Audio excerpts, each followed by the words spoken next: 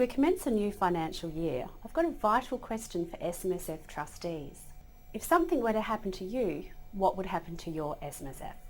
Although it's something most of us would prefer not to think about, let's consider what would happen in the event of death or incapacitation. Let's look at your typical husband-wife fund.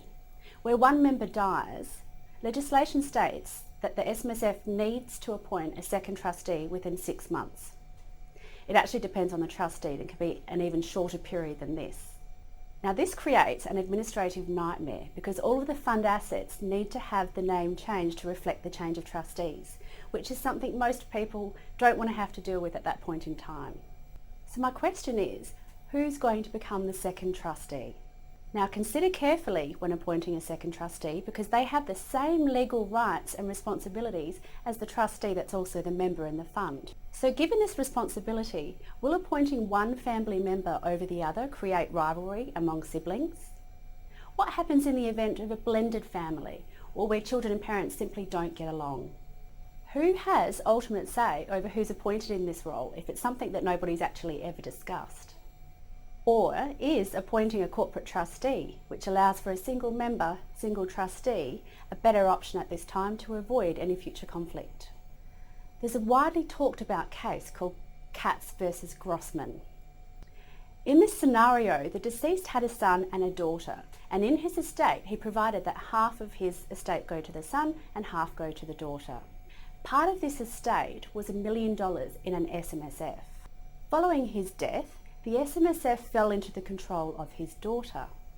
Now, the daughter decided to pay the $1 million out of the SMSF to herself, which was not her father's intentions. Naturally, the brother contested this, and the case actually went all the way to the Supreme Court, with the court ruling that the daughter was acting within her legal rights when she actually made that payment to herself.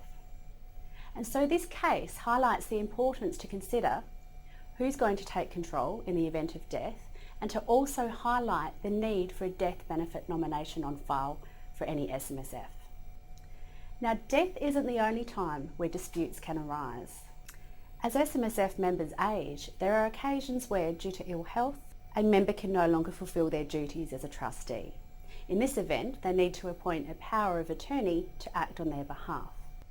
Now, given the trustee responsibilities highlighted above, careful consideration needs to be given as to who you're going to appoint within this role.